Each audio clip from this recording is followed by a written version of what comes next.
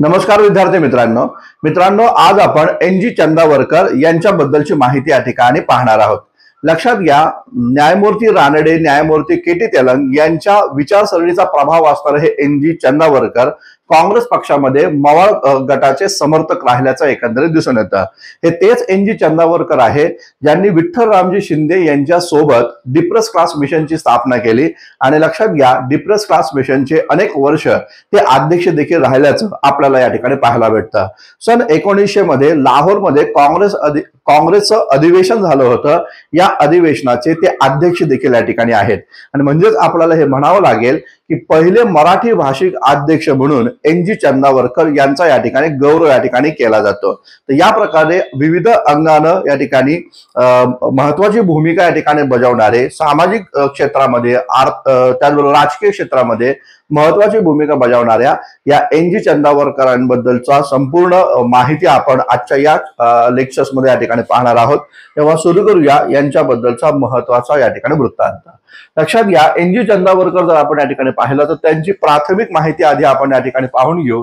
जसं की आपल्या सर्वांना माहिती आहे की कोणताही समाज सुधारक या ठिकाणी अभ्यासायचा असेल तर त्या समाज सुधारकाचा जन्म आणि मृत्यू कोणत्या वर्षी झालेला आहे हे माहिती असणं गरजेचं आहे। त्या संदर्भामध्ये आपण इथं प्राथमिक माहिती या ठिकाणी पाहूया। लक्षात घ्या, 2 डिसेंबर सन 1855 ला त्यांचा या ठिकाणी जन्म आहे कर्नाटक मधल्या होनावर या ठिकाणी आणि त्यांचं निधन जर आम्ही या ठिकाणी पाहिलं तर ते 14 मे सन 1923 ला बँगलोर या ठिकाणी त्यांचं निधन झाल्याचं या ठिकाणी पाहायला भेटतं। इथं आपल्याला पाहायला भेटेल यांचं पूर्ण नाव नारायण गणेश चंदावरकर आहे आणि यांचं प्राथमिक शिक्षण हे मिशनरी शाळेमध्ये झाल्याचं एकंदरीत पाहायला भेटतं। कर्नाटकातील मिशनरी शाळा जी होती तिथं त्यांचं प्राथमिक शिक्षण या ठिकाणी पूर्ण झालं। त्यांचे जे मामा होते, नाव आहे शामराव विठ्ठल, यांच्या सल्ल्यानुसार ते पुढील शिक्षण घेण्यासाठी मुंबईमध्ये आल्याचं एकंदरीत पाहायला भेटतं। सन 1869 ला ते मुंबईमध्ये या ठिकाणी येतात। लक्षात घ्या, या दरम्यानच्या काळामधली मुंबईची स्थिती काय होती तर मुंबईमध्ये पहिले पदवीधर या ठिकाणी मुंबई विद्यापीठातून बाहेर पडले होते आणि या पदवीधरांनी सन 1867 साली प्रार्थना समाज नावाचं एक अत्यंत महत्वाचं सामाजिक संघटन या ठिकाणी सुरू केलेलं होतं। तर साहजिकच प्रार्थना समाजामध्ये जे जे लोक सहभागी होते त्या सर्वांचा प्रभाव NG चंदावरकर यांच्यावर या ठिकाणी दिसून येतो। सन 1869 ला जेव्हा ते मुंबईमध्ये आले तेव्हा मुंबईमध्ये असणारं जे एल्फिस्टन महाविद्यालय आहे तर त्या एल्फिस्टन महाविद्यालयामध्ये त्यांनी या ठिकाणी प्रवेश घेतल्याचं आपल्याला दिसून येतं। याच दरम्यानच्या काळामध्ये त्यांचं वर्गमित्र हे या ठिकाणी दादासाहेब खापर्डे हे आपल्याला या ठिकाणी पाहायला भेटतात। बॅरिस्टर दादासाहेब खापर्डे जर आपण पाहिलं तर काँग्रेस पक्षामध्ये जहाल मतवादाचं समर्थन करणारे हे या ठिकाणी दादासाहेब खापर्डे आहेत। लोकमान्य टिळकांच्या सामाजिक राजकीय कार्याला यांनी मोठ्या प्रमाणात सपोर्ट केलेला आहे, हे पण आपल्याला या ठिकाणी माहिती असणं गरजेचं आहे। बॅरिस्टर दादासाहेब खापर्डे हे होम रूल लीगचे अमरावतीचे या ठिकाणी अध्यक्ष राहिल्याचं देखील या ठिकाणी पाहायला भेटतं। तर हे दादासाहेब खापर्डे हे NG चंदावरकर यांचे सह अध्यायी म्हणजेच वर्गमित्र राहिल्याचं आपल्याला या ठिकाणी पाहायला भेटतं। BA साठी NG चंदावरकरांनी इंग्रजी हा विषय या ठिकाणी निवडला होता। हा त्यांचा आवडीचा विषय या ठिकाणी होता। इंग्रजी सोबतच त्यांनी इतिहास, त्याचबरोबर तत्वज्ञान आणि अर्थशास्त्र या विषयांमध्ये त्यांनी प्रावीण्य मिळवलं होतं आणि सन 1876 ला त्यांनी या ठिकाणी आपलं BAचं शिक्षण, पदवीचं शिक्षण या ठिकाणी पूर्ण केल्याची माहिती आपल्याला या ठिकाणी मिळते। लक्षात घ्या, पदवीचं शिक्षण पूर्ण केल्यानंतर NG चंदावरकरांनी आपल्या सामाजिक चळवळीला किंवा सामाजिक कार्याला सुरुवात केलेली आहे असं आपल्याला पाहायला भेटतं। न्यायमूर्ती KT तेलंग यांच्याशी त्यांचा या ठिकाणी संपर्क आल्यानंतर न्यायमूर्ती KT तेलंग यांच्या शिफारसीवरनं NG चंदावरकर इंदू प्रकाश या वर्तमानपत्रामध्ये इंग्रजी विभागाचं संपादक म्हणून काम करताना आपल्याला पाहायला भेटतं। इंग्रजी विभागाचे ते या ठिकाणी संपादक राहिलेले आहेत सुमारे 10 वर्ष, म्हणजे सन 1878 पासून 1888 पर्यंत यांनी या ठिकाणी इंदू प्रकाशच्या इंग्रजी आवृत्तीचं संपादक म्हणून काम केल्याचं दिसून येतं। आता इंदू प्रकाश जर आपण या ठिकाणी पाहिलं तर आपल्या सर्वांना माहिती आहे विष्णू शास्त्री पंडित यांनी सन 1862 साली या प्रकारचं इंदू प्रकाश नावाचं वर्तमानपत्र सुरू केलं आणि या वर्तमानपत्राच्या माध्यमातून विधवा पुनर्विवाहाचं जाहीर समर्थन या ठिकाणी करण्यात आल्याचं एकंदरीत पाहायला भेटतं। तर त्या इंदू प्रकाशमध्ये सन 1878 ते 1888 या 10 वर्षांच्या काळामध्ये इंग्रजी विभागाचं किंवा इंग्रजी आवृत्तीचं संपादक हे या ठिकाणी NG चंदावरकर राहिलेले आहेत. हा मुद्दा आपल्याला इम्पॉर्टंट आहे. याच बरोबर दुसरा महत्वाचा मुद्दा लक्षात घ्या, या इंदू प्रकाश या वर्तमानपत्राच्या माध्यमातून त्यांनी स्त्रियांच्या उच्च शिक्षणाचा वारंवार प्रचार प्रसार केल्याचं एकंदरीत या ठिकाणी दिसतं. तर स्त्रियांनी उच्च शिक्षण घेतलं पाहिजे ही ज्या पद्धतीची आगरकरांची भूमिका राहिलेली होती, दादोबा पांडुरंग तरखडकरांची भूमिका राहिली होती, बाळशास्त्री जांभेकरांची भूमिका राहिली होती, त्याच प्रकारे स्त्रियांच्या उच्च शिक्षणाचं समर्थन NG चंदावरकर इथे या ठिकाणी करताना आपल्याला दिसून येतं. बघा, विविध प्रकारच्या स्पर्धा परीक्षांमध्ये असे प्रश्न विचारले जाऊ शकतात की इंदू प्रकाश या वर्तमानपत्रांमधनं स्त्री शिक्षणाचा किंवा स्त्रियांच्या उच्च शिक्षणाचा प्रचार प्रसार कोणी केला आणि ते या वर्तमानपत्राचे संपादक देखील राहिले. तर अशा प्रकारचा प्रश्न जर आला तर तुम्हाला याचं उत्तर माहिती असलं पाहिजे, ते म्हणजे NG चंदावरकर. आपल्याला माहिती आहे सन 1885 ला भारतीय राष्ट्रीय काँग्रेसची स्थापना झाली. मुंबई प्रांतामध्ये सन 1885 ला या काँग्रेसचं पहिलं अधिवेशन या ठिकाणी झालं. मात्र या अधिवेशनाला NG चंदावरकर उपस्थित नव्हते. दुसरं अधिवेशन जेव्हा कलकत्तामध्ये झालं आणि दुसऱ्या अधिवेशनाचे अध्यक्ष दादाभाई नौरोजी या ठिकाणी होते, तेव्हा या दुसऱ्या काँग्रेस अधिवेशनाला मात्र NG चंदावरकर या ठिकाणी उपस्थित राहिल्याचं आपल्याला या ठिकाणी पाहायला भेटतं. साहजिकच काँग्रेसवर सुरुवातीला मवाळांचा प्रभाव या ठिकाणी राहिला आणि मग या मवाळांच्याच विचारसरणीचा पुरस्कार NG चंदावरकर यांनी केल्याचं आपल्याला या ठिकाणी पाहायला भेटतं. प्रार्थना समाज जे होतं हे प्रार्थना समाजाचे पण समर्थक राहिल्याचं आपल्याला दिसून येतं. NG चंदावरकर सन 1896 पासून या प्रार्थना समाजाचे अध्यक्ष म्हणून काम करत होते. हा पण महत्वाचा मुद्दा आपण इथे या ठिकाणी लक्षात ठेवा. लक्षात घ्या मित्रांनो, इथं आपल्याला पाहायला भेटतं न्यायमूर्ती रानडे. न्यायमूर्ती रानड्यांचा पण मोठ्या प्रमाणावर रानड्यांच्या विचारसरणीचा मोठ्या प्रमाणावर पुरस्कार हा या ठिकाणी NG चंदावरकरांनी केल्याचं आपल्याला दिसून येतं. न्यायमूर्ती रानडे ज्यांनी महाराष्ट्रामध्ये संस्थात्मक विकास या ठिकाणी सुरू केल्याचं आपल्याला दिसतं. या न्यायमूर्ती रानडे जेव्हा 1885 ला काँग्रेसच्या पहिल्या बैठकीला उपस्थित राहिले, तेव्हा न्यायमूर्ती रानडे आणि दिबा रघुनाथराव या दोघांनी काँग्रेसला सामाजिक प्रश्न सोडवण्यासाठी देखील काम करणं गरजेचं आहे या प्रकारची भूमिका त्यांनी या ठिकाणी काँग्रेसच्या अधिवेशनामध्ये मांडल्याचं दिसून येतं. म्हणजे न्यायमूर्ती रानडे आणि दिबा रघुनाथराव हे दोन असे व्यक्ती होते की ज्यांनी काँग्रेसच्या पहिल्या अधिवेशनामध्ये भूमिका मांडली की काँग्रेसचा उद्देश केवळ राजकीय नसावा तर तो सामाजिक देखील असला पाहिजे. समाजामध्ये असणाऱ्या विविध समस्या सोडवण्यासाठी देखील काँग्रेसच्या मंचाचा उपयोग आपण करणं गरजेचं आहे. ही भूमिका त्यांनी 1885 ला या ठिकाणी मांडल्याचं दिसून येतं आणि त्याच भूमिकेच्या आधारावर न्यायमूर्ती रानडे यांनी राष्ट्रीय सामाजिक परिषदेची स्थापना देखील या ठिकाणी केल्याचं एकंदरीत दिसतं. लक्षात घ्या ही राष्ट्रीय सामाजिक परिषद जर आपण या ठिकाणी पाहिली तर 1887 ला काँग्रेसचं अधिवेशन जेव्हा मद्रास प्रांतामध्ये झालं, त्या मद्रास प्रांतात त्यावेळेसचे अध्यक्ष बद्रुद्दीन तय्यबजी या ठिकाणी होते. तर त्या मद्रास काँग्रेसच्या अधिवेशनात पहिल्यांदाच राष्ट्रीय सामाजिक परिषदेला काँग्रेसचा मंच या ठिकाणी मिळाला आणि काँग्रेसचं राजकीय अधिवेशन झाल्यानंतर त्याच मंचावर राष्ट्रीय सामाजिक परिषदेचं अधिवेशन चालत होतं. हा मुद्दा आपण या ठिकाणी अधोरेखित करा. हा मुद्दा या ठिकाणी इम्पॉर्टंट आहे, लक्षात असू द्या. राष्ट्रीय सामाजिक परिषदेचे पहिले सेक्रेटरी विचारले जाऊ शकतात. तर पहिले सेक्रेटरी कोण होते तर दिबा रघुनाथराव हे पहिले सेक्रेटरी राष्ट्रीय सामाजिक परिषदेचे होते. हा पण मुद्दा या ठिकाणी लक्षात घ्या. मला तुम्हाला हे सांगायचं आहे की NG चंदावरकरांनी देखील राष्ट्रीय सामाजिक परिषदेमध्ये सक्रिय सहभाग या काळामध्ये घेतल्याचं आपल्याला या ठिकाणी पाहायला भेटतं. न्यायमूर्ती रानड्यांचं निधन झालं होतं 1901 ला. लक्षात घ्या 1901 ला न्यायमूर्ती रानड्यांचं निधन झालं आणि त्यांच्या निधनानंतर या राष्ट्रीय सामाजिक परिषदेची संपूर्ण जबाबदारी NG चंदावरकरांनी आपल्या खांद्यावर घेतल्याचं आपल्याला या ठिकाणी पाहायला भेटतं. विशेष म्हणजे राष्ट्रीय सामाजिक परिषदेचे सचिव म्हणून त्यांनी आजीवन कार्य केल्याचं देखील आपल्याला पाहायला भेटतं. म्हणजे राष्ट्रीय सामाजिक परिषदेचे सचिव कोण होते, सेक्रेटरी कोण होते, सचिव म्हणून कोणी काम केलं तर आपल्याला या ठिकाणी NG चंदावरकरांनी काम केलं. हा मुद्दा या ठिकाणी लक्षात घ्या. दिबा रघुनाथराव हे पहिले सेक्रेटरी होते. दिबा रघुनाथराव हे पहिले सेक्रेटरी आहे आणि त्यानंतर सचिव म्हणून या ठिकाणी काम केलं आहे, ते म्हणजे NG चंदावरकरांनी. मुद्दा इथे या ठिकाणी लक्षात घ्या. त्याचबरोबर आपल्याला पाहायला भेटतं की सन 1900 ला लाहोरमध्ये जेव्हा काँग्रेसचं अधिवेशन या ठिकाणी भरलं तर लाहोरच्या काँग्रेस अधिवेशनाचे अध्यक्ष NG चंदावरकर राहिल्याचं आपल्याला पाहायला भेटतं. म्हणजेच काय हे पहिले मराठी भाषिक व्यक्ती आहेत जे या ठिकाणी काँग्रेस अधिवेशनाचे अध्यक्ष बनलेले आहेत. हा मुद्दा आपण या ठिकाणी अधोरेखित करून ठेवा.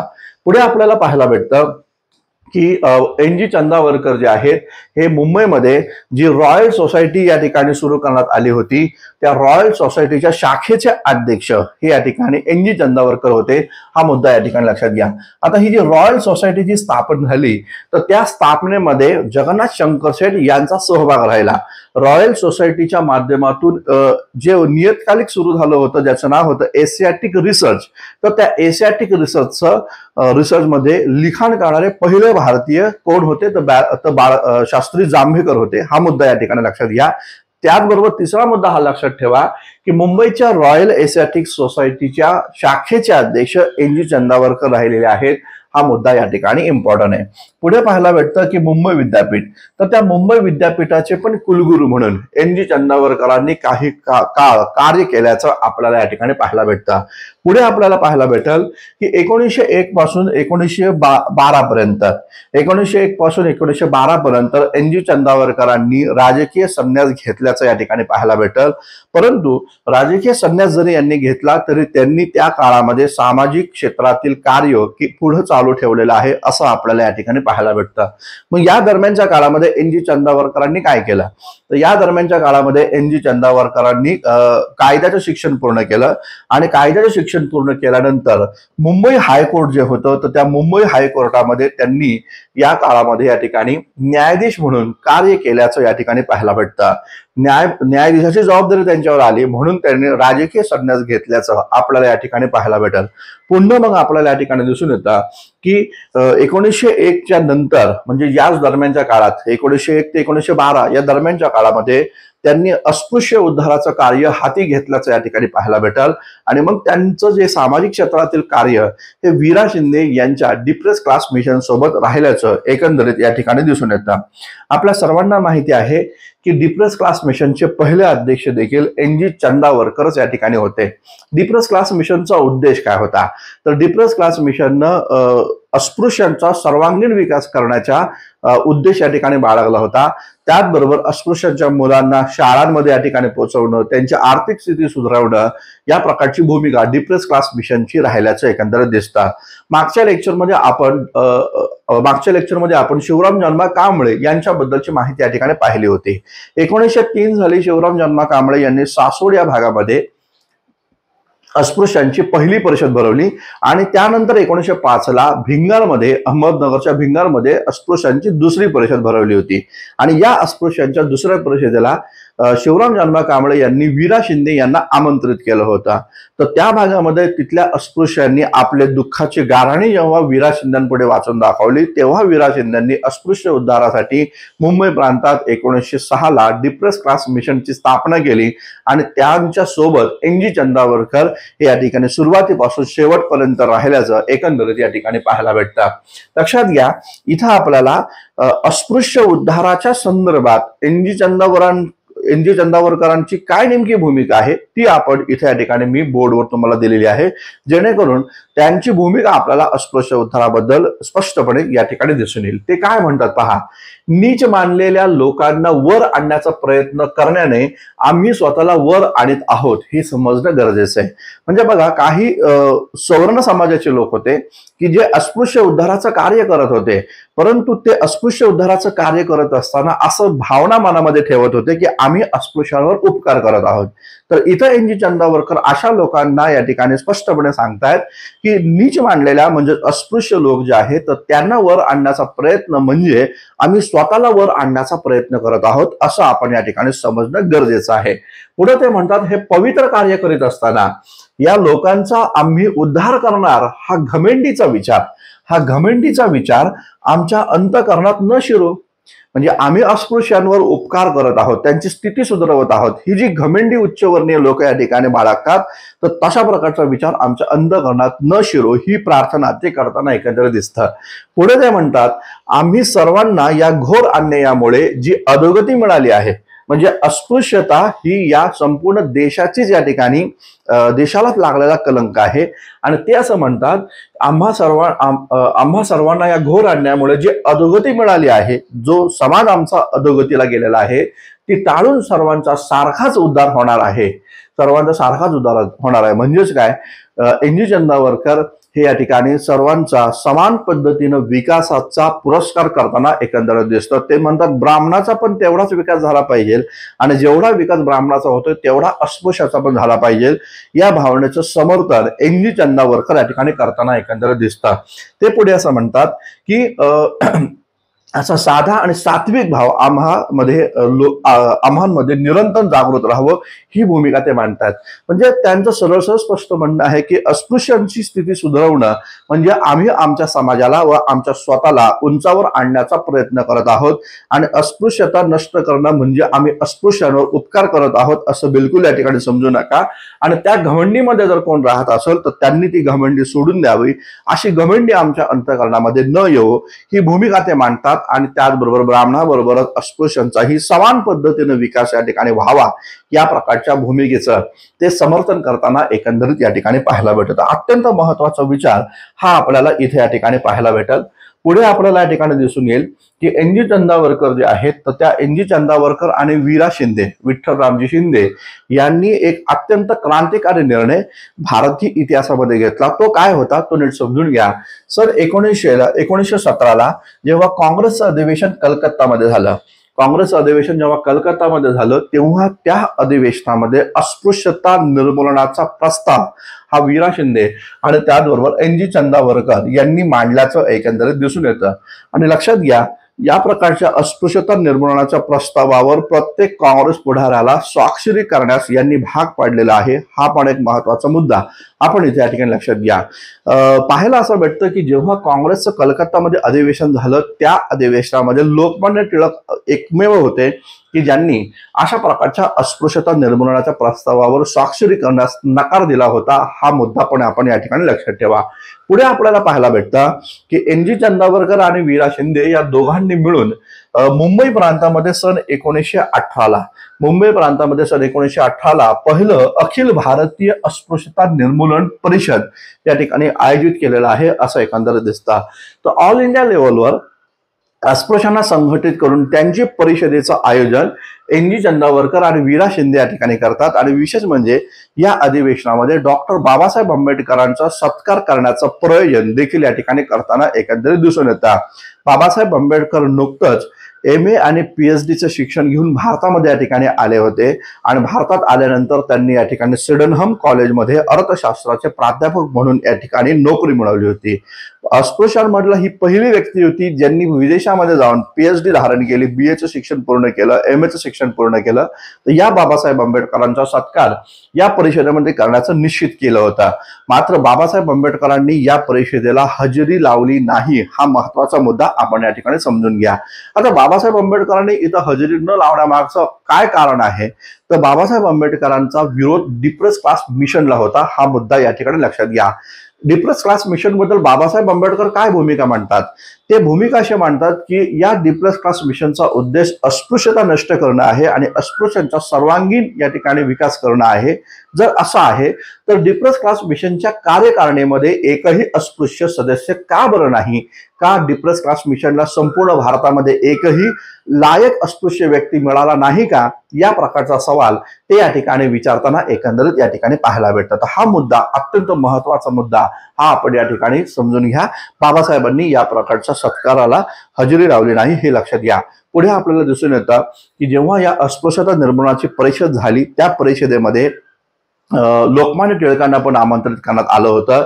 लोकमान्य टिळकांनी या परिषदेमध्ये सहभाग घेतला आणि त्यांनी इथं भूमिका या ठिकाणी मांडलेली आहे की या देशामध्ये अस्पृश्यता आहे हे वास्तव आहे, परंतु जर परमेश्वर अस्पृश्यता पाळत असेल तर त्या परमेश्वराला पण मी या ठिकाणी मानणार नाही, ही भूमिका ते या ठिकाणी मांडताना एकंदरीत या ठिकाणी पाहायला भेटतं.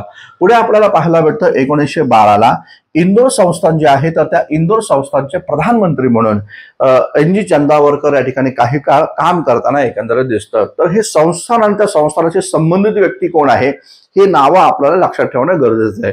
तर इथं मुद्दा असा आहे की इंदोर संस्थानचे प्रधानमंत्री म्हणून यांनी काम केलेलं आहे NG चंदावरकरांनी. पुढे मग 1914 पासून पुन्हा ते राजकारणामध्ये सक्रिय झाल्याचं एकंदरीत दिसतं. आता पहा, 1914चा कालखंड म्हणजे जागतिक महायुद्धाचा कालखंड. या कालखंडामध्ये ब्रिटिशांना मोठ्या प्रमाणात शस्त्र आणि कापडाची गरज या ठिकाणी भासू लागली होती. मग या दरम्यानच्या काळामध्ये भारतीय भांडवलदारांनी कामगारांचं अतोनात शोषण या ठिकाणी केलं. 12 पेक्षा जास्त कालावधीसाठी त्यांना कामावर ठेवलं गेलं, मात्र त्यांना काही वाढीव पेमेंट या ठिकाणी दिला नाही. आणि म्हणून मग भारतीय कामगारांनी मोठ्या प्रमाणावर इथे या ठिकाणी गिरणी मालकांच्या विरोधात संप केल्याचं एकंदरीत दिसून येतं.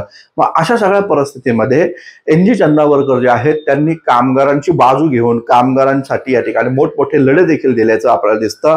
मुंबई प्रांतामध्ये जेव्हा 1920 साली मुंबई कामगार समिती स्थापन झाली, तर ती समिती जी होती त्या समितीचे अध्यक्ष NG चंदावरकर होते. हा मुद्दा या ठिकाणी लक्षात घ्या. म्हणजे मला तुम्हाला दुसरा मुद्दा हा एक सांगायचा आहे की त्या काळामध्ये भारतीय कामगार चळवळीमध्ये पण 2 ग्रुप होते. एक सत्यशोधकी विचारसरणीचा होता आणि दुसरा उच्चवर्णीयांचा या ठिकाणी होता. सत्यशोधकी चळवळीचे कामगार वर्ग जर आम्ही पाहिला तर तो कामगार हितवर्धक सभेमध्ये संघटित होता आणि उच्चवर्णीयांचे कामगार संघटन जर आम्ही पाहिलं तर ते सोशल सर्व्हिस लीग मध्ये संघटित होता. या दोन्हींचं एकत्रीकरण करण्याचा प्रयत्न NG चंदावरकरांनी केला आणि मुंबई कामगार समिती जी 1920 साली स्थापन झाली त्या समितीमध्ये त्यांनी CK बोले यांना समाविष्ट केलं. आणि इकडं जर आम्ही पाहिलं तर बाप्तिस्टा जे आहेत, जोसेफ बाप्तिस्टा यांना पण इथं या ठिकाणी आणल्याचं एकंदरीत दिसतं. म्हणजे सांगण्याचं तात्पर्य काय, समाजामध्ये जे पण काय भेद आहेत ते दूर करण्यासाठी NG चंदावरकर सदैव प्रयत्नशील राहिल्याचं एकंदरीत या ठिकाणी पाहायला भेटेल. पुढे आपण या ठिकाणी पाहूया. लक्षात घ्या, काँग्रेसमध्ये पण जेव्हा जहाल आणि मवाळ अशा प्रकारचा संघर्ष निर्माण झाला होता, साहजिकच NG चंदावरकर हे मवाळ मतवादी या ठिकाणी होते. ब्रिटिशांच्या न्यायबुद्धीवर यांचा विश्वास या ठिकाणी होता. हा मुद्दा आपण या ठिकाणी अधोरेखित करा. पुढे आपल्याला या ठिकाणी पाहायला असं भेटतं की हे जे NG चंदावरकर या ठिकाणी आहे त्यांनी सुरेंद्रनाथ बॅनर्जींच्या मदतीने एक नवा राजकीय पक्ष स्थापन केला. त्या पक्षाचं नाव होतं स्वतंत्र प्रागतिक पक्ष. स्वतंत्र प्रागतिक पक्ष हा एक महत्वाचा राजकीय पक्ष स्थापन करण्यात आला सुरेंद्रनाथ बॅनर्जी यांच्या नेतृत्वाखाली. आता काय नेमकं होतं या मागची राजकारण किंवा या मागची पार्श्वभूमी काय होती ती थोडीशी समजून घेऊया. लक्षात घ्या, 1916ला लोकमान्य टिळक आणि बॅनर्जी यांच्या माध्यमातून होम रूल मुवमेंट या ठिकाणी सुरू करण्यात आली होती. लोकमान्य टिळकांनी स्वराज्य हा माझा जन्मसिद्ध अधिकार आहे आणि तो मी मिळवणारच या प्रकारची घोषणा या ठिकाणी केली होती, या प्रकारची भूमिका घेतली होती. साहजिकच त्या भूमिकेमुळे काँग्रेस लोक या ठिकाणी इंग्रज लोक या ठिकाणी भयभीत झाले होते. आणि त्यानंतर ब्रिटिश भारत मंत्री जे होते मॉन्टेग्यूनं दिनांक 20 ऑगस्ट 1917ला एक घोषणा केली, भारताला आम्ही स्वराज्य द्यायला तयार आहोत, मात्र हे स्वराज्य आम्ही त्यांना टप्प्याटप्प्याने देऊ आणि हा टप्पा दर 10 वर्षांचा असेल अशी भूमिका घेतली. त्या भूमिकेनंतर मॉन्फोर्ड समिती स्थापन करण्यात आली आणि या मॉन्फोर्ड समितीनं 1918ला आपला या ठिकाणी अहवाल प्रकाशित केला. मॉन्फोर्ड समितीच्या अहवालामध्ये 1919चा कायदा कसा असणार आहे याची भूमिका मांडली आणि त्या भूमिकेमध्ये असं नमूद करण्यात आलं की 1919ला जो कायदा लागू होईल त्या कायद्यामध्ये द्वैध शासन प्रणाली असेल, त्या कायद्यामध्ये डायरकी या ठिकाणी असेल. म्हणजेच काय, त्या काळामध्ये तो जो कायदा मांडला त्या कायद्यामध्ये सत्तेचं विभाजन केलं जाणार आहे. राखीव खाती जी आहेत हे इंग्रजांकडे असतील आणि त्याचबरोबर चोपीव खाती आहेत ते भारतीयांच्या ताब्यात असतील, या प्रकारचं विभाजन केलं. साहजिकच टिळकांसारख्या जहालमतवाद्याला या प्रकारचा कायदा हा अमान्य होता आणि म्हणून मग लोकमान्य टिळक जे आहे त्या लोकमान्य टिळकांनी केसरी वर्तमानपत्रांमध्ये इंग्रजांच्या विरोधामध्ये लेख लिहिलेले होते. जनाब, दिल्ली तो बहुत दूर है, उजाडलं पण सूर्य कुठे आहे, कबूल वा नाकबूल या प्रकारचे अग्रलेख लिहिले आणि इंग्रजांच्या धोरणावर कठोर टीका केली. साहजिकच ज्यांना इंग्रजांच्या न्यायबुद्धीवर विश्वास होता असे मवाळ मतवादी लोक टिळकांच्या जहाल भूमिकेमुळे दुखावले गेले आणि त्यांना असं वाटलं की टिळकांच्या या जहाल भूमिकेमुळे भारताला जे स्वराज्य मिळणार आहे ते पण नाही मिळणार. म्हणून मग यांनी या ठिकाणी सुरेंद्रनाथ बॅनर्जींच्या नेतृत्वाखाली जो नवा राजकीय पक्ष स्थापन केला त्या पक्षाचं नाव स्वतंत्र प्रागतिक पक्ष असं या ठिकाणी आहे. हा मुद्दा इथे या ठिकाणी लक्षात घ्या. या प्रकारच्या पक्षामध्ये एनजी चंदावरकर सहभागी या ठिकाणी होते, दिनशा वॉटशा सहभागी होते आणि सुरेंद्रनाथ बॅनर्जी यांनी तर हा पक्ष स्थापनच केला होता। तेज बहादूर सप्रू देखील या पक्षाचे सदस्य या ठिकाणी होते। हा मुद्दा या ठिकाणी लक्षात घ्या। पुढे पाहायला भेटतं की जालियनवाला बाग हत्याकांड घडलं गेलं। 13 एप्रिल सन 1919 ला जालियनवाला बाग हत्याकांड या ठिकाणी झालं आणि या जालियनवाला बाग हत्याकांडाची चौकशी करण्यासाठी इंग्लंड सरकारने या ठिकाणी हंटर कमिशनची स्थापना या ठिकाणी केली। हंटर कमिशनला मोठ्या प्रमाणात विरोध झाला। या मागचं कारण असं होतं की जालियनवाला बाग हत्याकांडामधला जो मुख्य आरोपी होता जनरल डायर, तर या जनरल डायरला यांनी या ठिकाणी क्लीन चिट म्हणता नाही येणार, परंतु या जनरल डायरवर यांनी विशेष काही दोषारोप पत्र ठेवलं नाही। तर या प्रकारे हंटर कमिशननं जनरल डायरला अटक करण्याच्या संदर्भात पण भूमिका घेतली नाही, म्हणून मग या हंटर कमिशनच्या विरोधामध्ये ठिकठिकाणी निषेध सभा आयोजित करण्यात आल्या। लक्षात घ्या, मुंबईमध्ये ज्या निषेध सभा झाल्या हंटर कमिशनला विरोध करण्याच्या संदर्भामध्ये, त्या निषेध सभा एनजी चंदावरकर यांच्या अध्यक्षतेखाली झाल्याचं एकंदरीत दिसून येतं। मित्रांनो लक्षात असू द्या की एनजी चंदावरकर 1919च्या कायद्याद्वारे मुंबई विधानसभेचे पहिले भारतीय अशासकीय अध्यक्ष म्हणून नियुक्त झाल्याचं देखील या ठिकाणी पाहायला भेटतं। काय म्हणतो परत नीट समजून घ्या। 1919च्या कायद्याद्वारे मुंबई विधानसभेचे पहिले भारतीय अशासकीय अध्यक्ष म्हणून सन्मान या ठिकाणी या न्यायमूर्ती एनजी चंदावरकरांना मिळाला आहे। त्यांनी या पदावर काम केलेलं आहे। हा मुद्दा इथे या ठिकाणी लक्षात ठेवा। पुढे 14 मे सन 1923 ला प्रकृती या ठिकाणी खराब झाल्यानंतर त्यांची या ठिकाणी निधन बँगलोर या ठिकाणी झाल्याचं एकंदरीत दिसतं। तर या प्रकारे एनजी चंदावरकर यांच्याबद्दलची जी अत्यंत महत्वपूर्ण माहिती आहे ती माहिती आपण या ठिकाणी पाहिली। लक्षात घ्या, एनजी चंदावरकर यांच्यावर राज्यसेवा मुख्य परीक्षेला, राज्यसेवा पूर्व परीक्षेला बरेच प्रश्न येतात, कंबाईनच्या पेपरमध्ये पण बरेच प्रश्न या ठिकाणी येतात। तर त्या संदर्भामध्ये हे लेक्चर व्यवस्थित या ठिकाणी पहा, त्याच्यामध्ये महत्वाचे बिट्स ते देखील या ठिकाणी नोट्स देखील या ठिकाणी काढून ठेवा। थांबूया आपण। धन्यवाद। Thank you very much.